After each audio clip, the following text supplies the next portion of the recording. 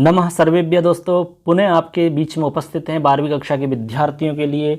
जैसे कि आपको पता है, यहाँ पर आपको समास का टॉपिक आपका स्टार्ट किया हुआ है। समास के टॉपिक के साथ ही यहाँ पर हम उपस्थित हैं। आज हम आपको बताने वाले हैं द्विगु समास।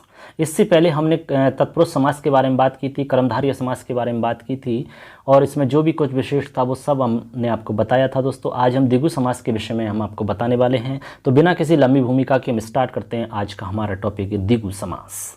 चलिए स्टार्ट करते हैं द्विगु समास। तो इससे पहले हमने आपको तत्पुरुष समास बताया था। क्या बताया था? तत्पुरुष समास। ठीक है, हमने आपको कहा था कि जो तत्पुरुष समास है वो दो प्रकार का होता है। ठीक है, एक तो होता है आपका व्यधिकरण तत्पुरुष समास। ठीक, एक होता है आपका समानाधिकरण तत्पुरुष समास। ठीक है, अब यहाँ पर जो होता है वो आपका विभक्तियों के हिसाब से होता है, अलग अलग विभक्तियों में। और जो समानाधिकरण तत्पुरुष समास होता है आपका, वो होता है आपका समानाधिकरण तत्पुरुष समास का दूसरा नाम हमने आपको बताया था कर्मधारय समास। यदि आपने अच्छे से वीडियो सुना होगा तो आपको याद रहेगा। हमने कहा था कि समानाधिकरण तत्पुरुष समास जो होता है उसी को हम कर्मधारय समास भी कहते हैं। अब ये देखेंगे हम कर्मधारय समास के बारे में। हमने आपको बताया था पूरा कुछ कि कर्मधारय समास में विशेषण विशेष्य आपको मिलेंगे या उपमान उपमेय आपको मिलेगा। अब आपको आगे समझना है कि यदि इसी विशेषण विशेष्य के अंदर, ठीक है, इसी विशेषण विशेष्य के अंदर यदि आपका पहला पद संख्यावाचक मिलता है, पहला पद यदि आपका संख्यावाचक मिलता है और दूसरा पद आपका यदि संज्ञावाचक मिलता है, तो उसे हम कहेंगे द्विगु समास। उसी का नाम द्विगु समास है बच्चों। तो आप समझ गए होंगे तत्पुरुष समास के दो भेद, व्यधिकरण समानाधिकरण। व्यधिकरण विभक्तियों के आधार पर होगा, समानाधिकरण तत्पुरुष समास का दूसरा नाम कर्मधारय है।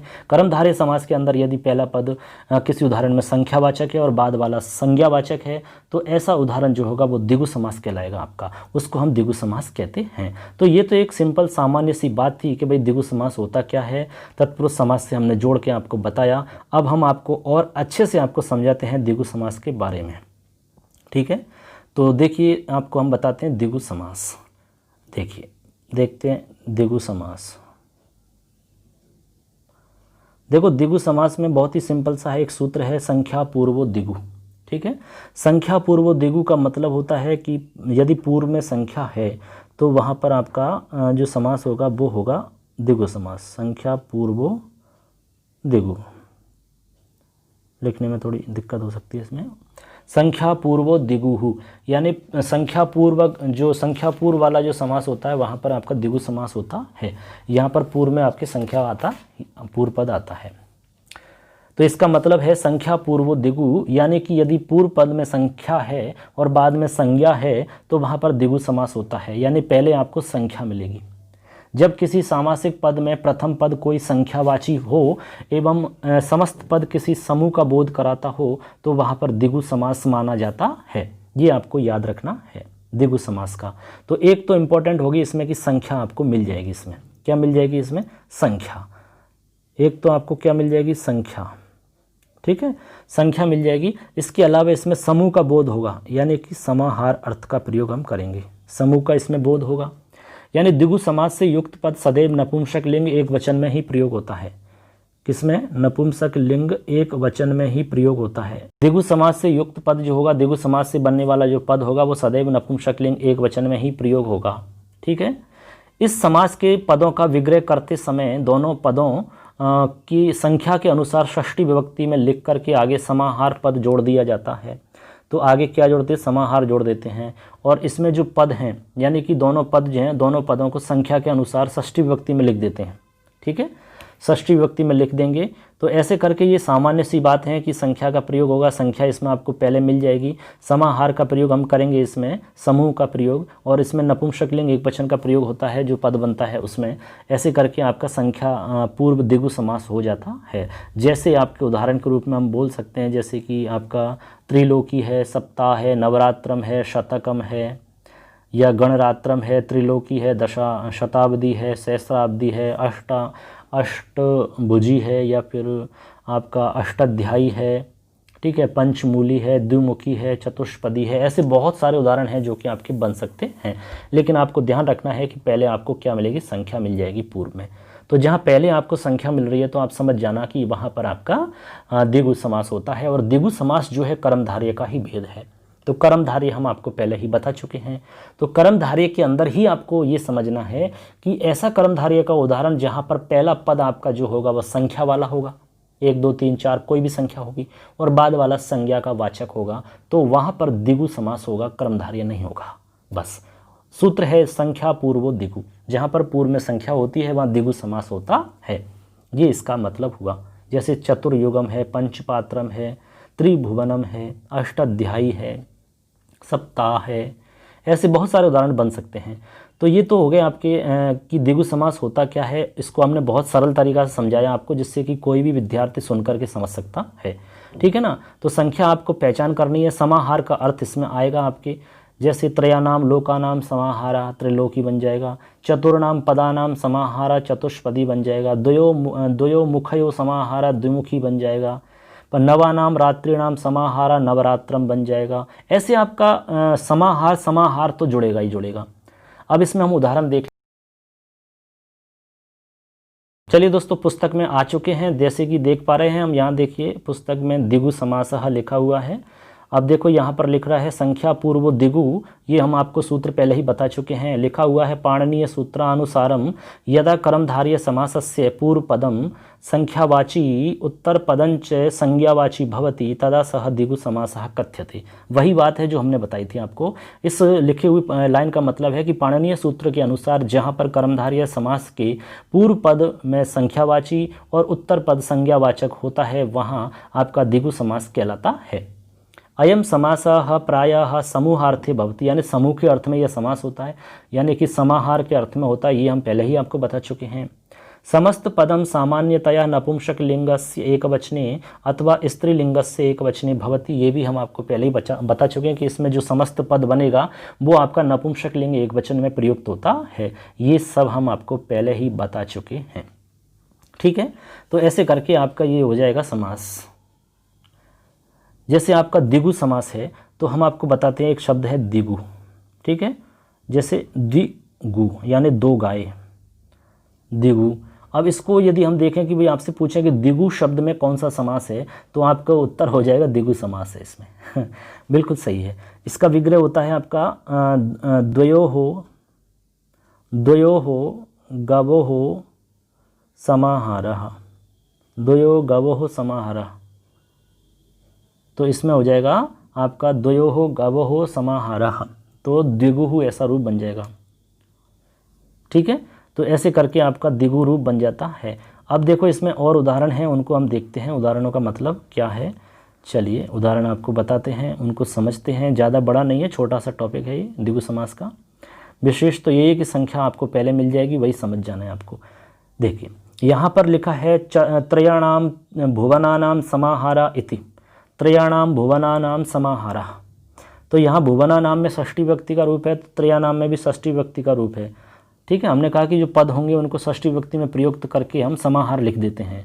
हमने आपको बताया था कि दोनों पदों की संख्या के अनुसार षष्ठी विभक्ति में लिख करके आगे हम समाहार पद जोड़ देते हैं, तो आपका विग्रह हो जाता है। त्रयाणाम भुवनानाम समाहारा, तो यहाँ पर हो जाएगा त्रिभुवनम, बन जाएगा त्रिभुवनम, ठीक है। 3 भवनों का समूह, उसको हम त्रिभुवन कहते हैं। ऐसे ही आपका अगला रूप है पंचानाम पात्राणाम समाहारा इति पंचपात्रम, यानी 5 पात्रों का समाहार, 5 पात्रों का समूह। हमने 5 पात्र रख दिए कोई भी यहाँ पर, और वो समूह हो गया, एक ग्रुप बन गया, तो हमने कहा ये क्या है, पंचपात्रम है, यानी कि 5 पात्र हो गए, ठीक है। ऐसे आगे इसी में है आपका चतुर्नाम युगानाम समाहारा, तो चतुर्युगम, 4 युगों का समाहार, 4 युग एक साथ मिल गए तो उसको चतुर्युग कहते हैं, ठीक है ना। ऐसे करके आपका त्रिभुवनम बन जाएगा, पंचपात्रम बन जाएगा, चतुर्युगम बन जाएगा। ऐसे आपका आगे लिख रहा है इसमें कुत्रचित द्विगु समास से इकारांत स्त्रीलिंगे भी भवति, यानी इकारांत स्त्रीलिंग में भी होता है।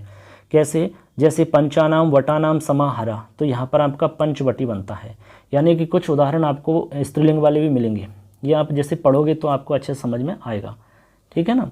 ऐसे ही आपका अष्टानाम अध्यायानाम समाहारा, तो यहाँ पर आपको अष्टाध्यायी बनेगा, 8 अध्यायों का समाहार है, उसे अष्टाध्यायी कहते हैं।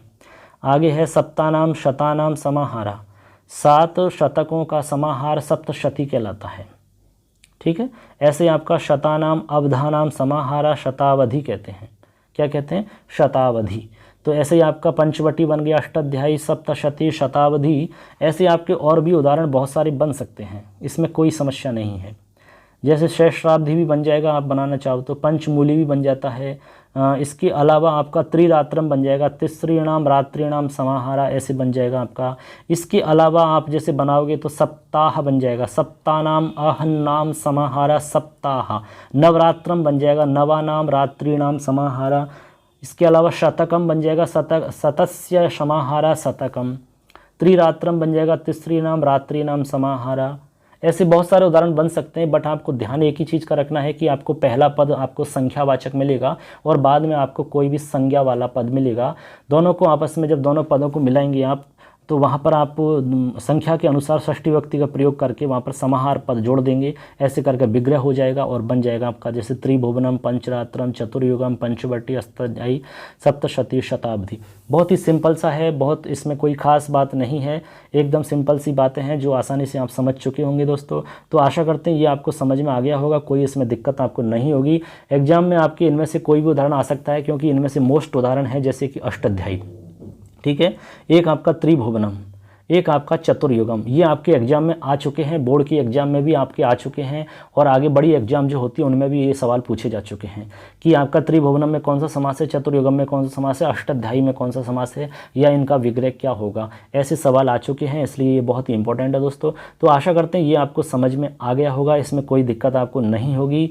चलिए, तो इसमें आपको और कुछ खास है नहीं है बताने का, तो आपको सिर्फ इतना ही समझना, संख्या पूर्व दिगु आपको समझना है कि पूर्व में यदि संख्यावाचक शब्द है, संख्या का वाचक शब्द है और बाद में संज्ञा है तो आप समझ जा। चलिए दोस्तों, अब इससे पहले हमने जान लिया है कि भाई द्विगु समास क्या होता है। संख्या पूर्व में हो तो द्विगु समास कहलाता है और संख्या पूर्व द्विगु सूत्र आपको बता दिया। बहुत ही आसान तरीका से आपको हमने समझाया कि द्विगु समास क्या होता है। आशा करते हैं आप समझ गए होंगे। चलिए, इसके बाद में हम अगला समास आपको बताते हैं, इसी में द्वंद्व समास। बहुत ही आसान समास है, बहुत ही सरल समास है, एग्जाम के हिसाब से भी इम्पोर्टेंट है क्योंकि यहाँ से भी सवाल आए हुए हैं और आने की पूरी संभावना है। क्योंकि समास का टॉपिक है तो आपको इसमें से 2-3 सवाल तो आने ही आने हैं बच्चों। किसी भी रूप में समास आए तो आपको अच्छे से समझना चाहिए, ठीक है। हम पहले ही बता चुके कि बूंद बूंद से घड़ा भरता है, इसलिए आप बिल्कुल किसी भी टॉपिक को कमज़ोर नहीं समझें और अच्छे से उसको समझें। चलिए, तो यहाँ पर आप देख रहे हैं द्वंद्व समास लिखा हुआ है आपका। बहुत ही मतलब अच्छा टॉपिक है द्वंद्व समास का, बहुत ही आसान सा है। सूत्र है इसका, चार थे द्वंद्वः। क्या सूत्र है? चार थे द्वंद्वः। इसका मतलब है कि च के अर्थ में द्वंद्व समास होता है, ठीक। जैसे कि आगे लिख रहा है कि द्वंद्व समासे परस्परम साकांक्षयो पदयोः मध्ये च आगच्छति। यानी द्वंद्व समास में परस्पर साकांक्षयो पदयों मध्य, आकांक्षा से युक्त पदों के बीच में च आता है। अतएव द्वंद्व समासः उभय पदार्थ प्रधान भवति, इसलिए उभय पदार्थ प्रधान होता है।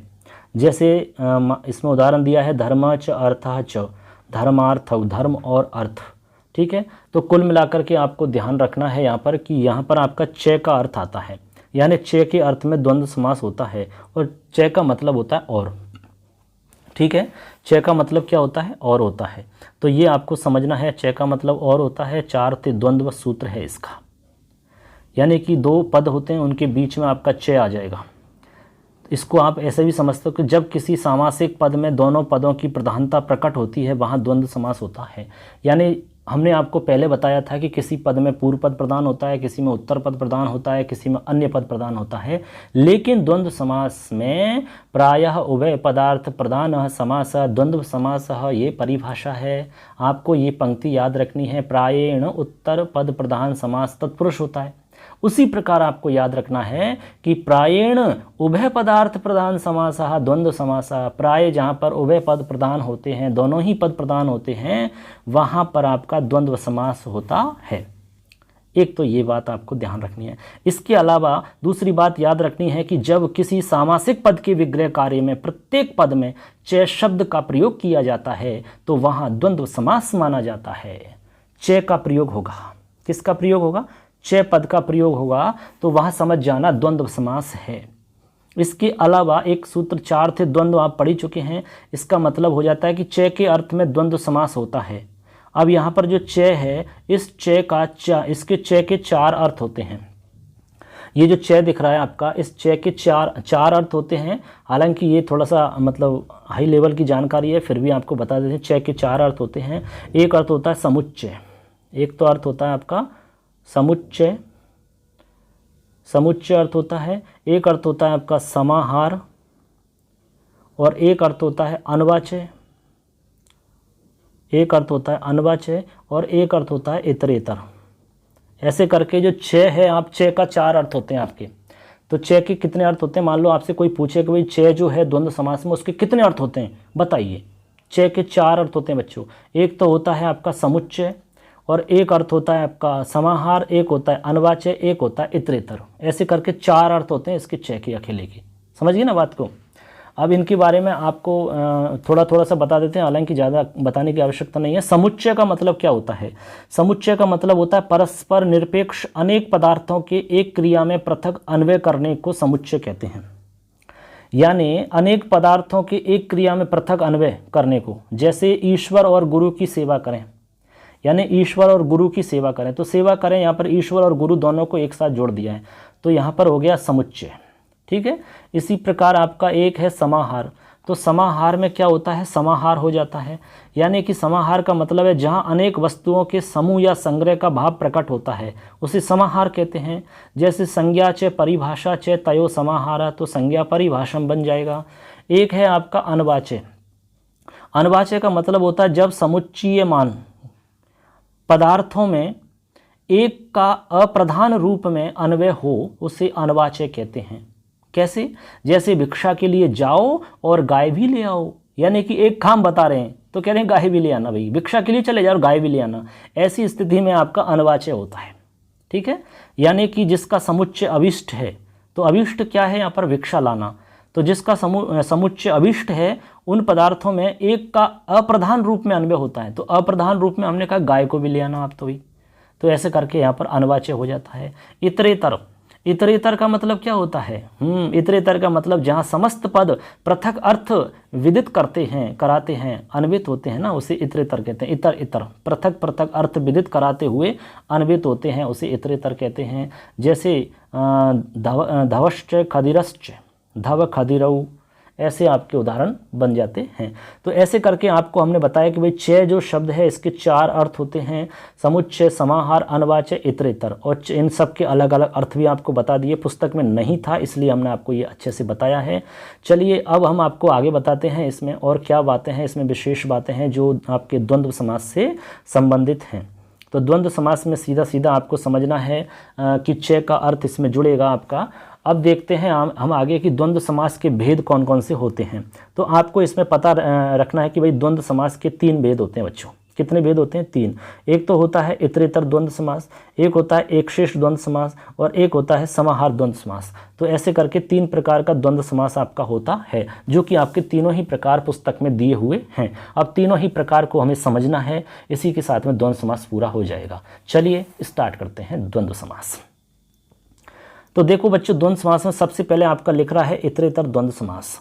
तो इतरेतर द्वंद्व समास क्या होता है इसको समझो पहले। तो यहाँ पर आपका इतरेतर शब्द जो है वो इतर इतर के योग से बना है, यानी कि इतर प्लस इतर, ऐसा यहाँ पर बना है। तो यहाँ पर हम यदि क्या करते हैं, गुण संधि कर देते हैं तो बन जाएगा इतरेतर, बनेगा कि नहीं। तो यहाँ पर इसका जो अर्थ है वो होता है अलग अलग, अर्थात जब किसी सामासिक पद में प्रयुक्त सभी पद अलग अलग अपनी प्रधानता को प्रकट करते हैं, वहाँ इतरेतर द्वंद्व समास होता है। यानी कि जहाँ पर जो अलग अलग पद है ना, उनकी प्रधानता अलग अलग प्रकट करते हैं। यानी कि सामासिक पद में प्रयुक्त सभी पद, चाहे वो 2 पद हो सकते हैं, 3 पद हो सकते हैं, 4 पद हो सकते हैं, सभी पद अलग अलग अपनी प्रधानता प्रकट करते हैं। यानी अलग अलग इतर इतर अपनी अपनी प्रधानता स्वयं अलग अलग प्रकट करते हैं, वहाँ पर इतरेतर द्वंद्व होता है। जैसे हरिश्च हरिहरऊ, ईश कृष्णऊ, व्यास कपिलऊ, राम श्याम मोहन शिव केशवऊ, माता पितरऊ, ऐसे आपके अलग अलग यहाँ पर प्रधानता प्रकट करते हैं, वो इतर इतर द्वंद्व होता है। अब इतरेतर द्वंद्व में और क्या खास बात है वो भी समझ लीजिए बच्चों, आसानी से समझ में आ जाएगा। सुनो अच्छे से बस, ठीक है, अच्छे से सुनो, ईमानदारी से सुनो, बिल्कुल वीडियो को काटना नहीं है, स्किप नहीं करना है। अरे वैसे भी तो आप फालतू की वीडियो देखते हो, इधर उधर की व्हाट्सएप पे, यूट्यूब पे इधर उधर घूमते फिरते हो, इधर उधर कुछ ना कुछ देखते रहते हो। सब पता है हमें। तो फिर आप काम की चीज़ देखो जिससे आपकी ज़िंदगी बनती है। अरे मुश्किल तो हर जगह आती है, आप कुछ ऐसा काम करो जिससे आपका जीवन बदल जाएगा, जिससे आपका कैरियर बन जाएगा, जिससे आपको बहुत कुछ जीवन में मिलने वाला है। तो उसके लिए तो समय निकालिए बच्चों। ज़रूर अपने दोस्तों को भी शेयर करो इस चीज़ को, क्योंकि अच्छी चीज़ें, अच्छे ज्ञान की बातें दूसरों को भी शेयर करनी चाहिए, क्योंकि ये हमारी माँ सरस्वती या ज्ञान के भंडार की ये विशेषता है कि आप इसको जितना बांटोगे उतना ही इसमें वृद्धि होती है। तो इसको आप इकट्ठा नहीं करें, लोगों को पहुँचाएं, भेजो उनको, वीडियो को शेयर करो फटाफट। कम से कम एक व्यक्ति 10 व्यक्तियों को शेयर करो तो आपका काम हो जाएगा, आपको हमेशा के लिए याद रहेगा ये सब। ठीक है। अब इतरेतर में और क्या होता है, खास बात उनको भी हम समझा देते हैं। इस समास के पदों का विग्रह करते समय प्रत्येक पद के साथ में च शब्द का प्रयोग हम करते ही हैं, ये हो गया। किसी विग्रह कार्य से समस्त पद बनाते समय विग्रह में प्रयुक्त पदों की संख्या के अनुसार इसमें संबंधित विभक्ति प्राय प्रथमा विभक्ति के द्विवचन बहुवचन पद का प्रयोग कर दिया जाता है। अब इसमें हम देखेंगे भाई 2 हैं तो द्विवचन है, बहुवचन है, वो हम पदों के हिसाब से देखेंगे, उसमें पद कितने हैं, 2 हैं तो द्विवचन, बहुत सारे हैं तो बहुवचन का प्रयोग हो जाएगा। ठीक है। ऐसे करके हमारा इतरेतर समास हो जाता है। अब उदाहरण देख लो, बहुत ही सिंपल सा है। जैसे हरि ही हरश्च, हरि ही च हरश्च। अब इसमें संधि करके हरिश्च हरश्च ऐसा बना दिया आपका। तो यहाँ पर आपका एक तो हरि शब्द है, एक हर शब्द है। जब दोनों को बनाया तो आपको पता है कि 2 शब्द हैं ये, यानी 2 पद हैं, तो आपका द्विवचन का रूप बन जाएगा। तो बाद में बाद वाला जो पद है उसके आपके रूप चलाने हैं उसके, तो आपका बन जाएगा हरि हरऊ, बनेगा नहीं, हरि हरऊ बन गया। ऐसे आपका जैसे राम लक्ष्मण च, तो राम लक्ष्मणऊ बन जाएगा कि नहीं। राम भरत च, तो राम भरतऊ बन जाएगा।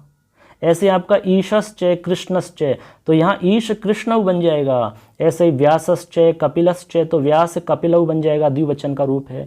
अब मान लो 3 शब्द हैं, रामश्चय श्यामश्चय मोहनश्चय। अब द्विवचन नहीं आएगा, यहाँ बहुवचन आएगा, तो यहाँ पर आ जाएगा बहुवचन, राम श्याम मोहना, तो बहुवचन आ जाएगा, कोई दिक्कत वाली बात नहीं है। ऐसे आपका शिवश्चय केशवश्चय शिव केशवऊ बन गया। ठीक है। ऐसे ही आपका माता च पिता च माता पितरऊ, ये सबसे प्रसिद्ध उदाहरण है क्योंकि ये बहुत बार एग्जाम में आ चुका है। वेरी वेरी मोस्ट इंपॉर्टेंट उदाहरण है माता पितरऊ। ठीक है। तो द्वंद्व समास है और इतरेतर द्वंद्व है, यहाँ पर माता पितरऊ में इतरेतर द्वंद्व समास है। तो ये आप अच्छे से समझ गए होंगे। अब इतरेतर द्वंद्व समास के और भी बहुत सारे उदाहरण हो सकते हैं, जैसे कि सीता च रामः च सीता रामऊ। ठीक है। सीता च रमा च सीता रमे, जाया च पति च जायापति या दंपति बन जाएगा। माता च पिता च बनी गया आपका। ऐसे अन्य कई उदाहरण और भी बना सकते हो। तो ये तो हो गया आपका क्या, इतरेतर द्वंद्व समास। ठीक है ना। अब इतरेतर द्वंद्व समास में आप समझ गए होंगे। अब इसके बाद में एक है आपका एक शेष द्वंद्व समास। क्या है, एक शेष। अब जैसे एक शेष में आपको नाम से पता लग रहा है, इसमें एक शेष रह जाता है। चलिए एक शेष बताते हैं, यहाँ तक तो आप समझ ही गए होंगे। एक शेष क्या होता है, जैसे नाम से पता लग रहा होगा कि भाई इसमें एक शेष बच जाता है, बाकी कहाँ चले जाते हैं, बाकी हट जाते हैं, वो उसी में समाविष्ट हो जाते हैं। तो एक शेष देखिए, यहाँ पर हम देख रहे हैं आपको एक शेष। एक शेष क्या होता है इसी को समझते हैं। एक शेष में क्या होता है, इसको आप ध्यान से सुन लो और समझ लो। जब किसी समास विग्रह कार्य में तो अनेक पदों का प्रयोग किया जाता है, यानी कि समास विग्रह कार्य में तो अनेक पदों का प्रयोग किया जाता है, परंतु उनका समास बनाने पर केवल एक ही पद शेष रह जाता है, वहाँ पर एक शेष द्वंद्व समास होता है। ये बात आप समझ गए या नहीं समझे? बात समझे कि नहीं? यानी जब विग्रह करोगे तो उसमें बहुत सारे पद होंगे, लेकिन जब उसका हम एक समास युक्त पद बनाएंगे तो वहाँ पर सिर्फ एक ही पद बचेगा। या फिर आप ऐसा समझ लो कि जब किसी सामासिक पद के विग्रह कार्य में एक ही प्रकार के समान रूप वाले शब्दों का प्रयोग हो रहा हो तो वहाँ पर एक शेष द्वंद्व समास होता है। ऐसे पदों का समस्त पद बनाते समय विग्रह कार्य में प्रयुक्त पदों की संख्या के अनुसार द्विवचन या बहुवचन का प्रयोग करते हैं। जैसे मान लो 3 पद हैं तो आपको बहुवचन का प्रयोग करना है, 2 पद हैं तो द्विवचन का प्रयोग करना है। ऐसे आपको ध्यान रखना है। बस एक पद बच जाएगा उसमें से। अब देखो कैसे, एक उदाहरण बताते हैं, बहुत ही प्रसिद्ध उदाहरण है, माता च पिता च। अब इन दोनों में से पिता शेष बचा। क्या बचा? पिता शेष बचा। अब पिता शेष बचा लेकिन पद तो 2 हैं, तो आपको पिता शब्द जो शेष बचा है उसका द्विवचन का रूप बोलना है आपको। फिर वो लिखना है आपको, तो वो आपका हो जाएगा समास युक्त पद। तो पिता पितरौ हो जाएगा, तो बन जाएगा पिता के बाद में पितरौ, द्विवचन में पितरौ आता है, पिता पितरौ पितराः, तो पितरौ बन जाएगा। तो यहाँ पर हो जाएगा एक शेष द्वंद्व समास। ऐसे ही आपका और भी उदाहरण बन जाएंगे, जैसे कि रामश्चः रामश्चः, तो बन जाएगा रामौ, बनेगा कि नहीं, रामश्चः रामश्चः रामश्चः, 3 पद हैं तो बन जाएगा रामाः। ऐसे बन जाएगा फलम च, तो बन जाएगा फल शेष रह जाएगा, अब फल का रूप बनाना है द्विवचन में, तो फलम फले, तो फले बन जाएगा। ऐसे ही पुस्तकम च, तो पुस्तके बन जाएगा, बनेगा कि नहीं बनेगा, बनेगा। तो ऐसे कितने उदाहरण बना सकते हो आप, बहुत सारे उदाहरण बना सकते हो बच्चों। तो एक शेष बच जाता है, ये आपको समझ में आया कि नहीं आया? बिल्कुल। इसमें कोई तकलीफ है, कोई समस्या आपकी रहती है तो हमें कमेंट कर दो फटाफट, उत्तर आपको जरूर मिलेगा। अब देखो लास्ट है आपका समाहार द्वंद्व समास। समाहार द्वंद्व समास, जैसे कि आपको पता लग रहा है समाहार, समाहार का मतलब होता है बच्चों समूह। क्या होता है? समूह। अब समाहार समास में होता क्या है वो आप समझ लो एक बार अच्छे से। समाहार की पहचान समझ लो, समाहार में क्या क्या होता है वो समझ लो। तो सुनिए, जब किसी सामासिक पद में प्रयुक्त दोनों पद अलग अलग प्रधान होकर के भी किसी समूह की स्थिति को प्रकट करते हैं, वहां समाहार द्वंद्व समास होता है। मतलब समझे कि नहीं समझे? इस समास के पदों के विग्रह कार्य में द्विगु समास की तरह अंत में समाहार पद का प्रयोग करते हैं, यानी इसमें समाहार शब्द जोड़ देते हैं हम। द्विगु समास की तरह समाहार द्वंद्व समास के पद भी नपुंसक लिंग एक वचन में प्रयुक्त होते हैं, ये फिक्स है आपका। तो बस सिंपल सा यही है आपका समाहार, इसमें समाहार पद जुड़ जाएगा आपका। कैसे? देखिए उदाहरण देखते हैं, इसमें आपको अच्छे से समझ में आ जाएगा। देखो, द्वंद्व समासस्य प्रायेण नपुंसक लिंग एक वचने प्रयोगा भवति, यानी प्राय नपुंसक लिंग एक वचन में इसका प्रयोग होता है। देखिए उदाहरण देखते हैं, पाणी च पादौ च येषां समाहाराः, यानी पाणी और पाद, पाणी यानी हाथ, पाद यानी पैर, हाथ और पैर दोनों का समूह, उसको हम कहेंगे पाणी पादम। क्या कहेंगे? पाणी पादम। ठीक है, ऐसे आपका रूप बन जाएगा पाणी पादम। तो समाहार हो गया ना दोनों का। तो हमने कहा कि जब समास हम करेंगे तो उसमें दोनों पद अलग अलग प्रधान होकर के भी, दोनों प्रधान है, जैसे पाणी शब्द भी प्रधान और पादव भी प्रधान है, दोनों प्रधान होकर के भी किसी समूह की स्थिति को प्रकट करते हैं। तो पाणी पादम, हाथ पैर, हाथ पाम, एक समूह की स्थिति को प्रकट कर रहे हैं। तो ऐसी स्थिति में समाहार द्वंद्व समास होता है। आगे है शिरश्च ग्रीवा च अनयो समाहारा, शिर और गर्दन का समाहार, तो इसको कहेंगे शिरोग्रीवा। ऐसे आपका रथिकाश्च अश्वारोहश्च येषां समाहारा, रथिकाश्वारोहम, यानी रथिका यानी रथ और अश्वारोह, अश्व आरोह। ठीक है, अश्व यानी घोड़ा, घोड़े पर आरोह, अश्वारोह। तो इनका जो समाहार होगा वो रथिकाश्वारोहम ऐसा बन जाएगा। आगे है वाक् च त्वक् च, वाक त्वचम, वाणी और त्वक त्वचा, तो इन दोनों का समाहार हो जाएगा वाक त्वचम बन जाएगा। ऐसे आपका छत्र है और उपानहम, छत्र छाता, उपानहम जूते होते हैं, इनका समाहार छत्रोपानहम बन जाएगा, छत्रोपानहम। तो कुल मिलाकर के आपके हो गया कि इसमें आपका अलग अलग जो पद हैं दोनों की प्रधानता होते हुए भी एक समूह के अर्थ को प्रकट करते हैं, वह समाहार द्वंद्व होता है, समाहार का प्रयोग करते हैं इसमें। तो ऐसे करके आपके रूप बन जाते हैं, पाणी च पादौ च येषां समाहारा पाणी पादम, शिरोग्रीवा रथिकाश्वारोहम, वाकत्वचम, छत्रोपानम। ऐसे और भी बहुत सारे उदाहरण इसमें हैं जो आपके बन सकते हैं।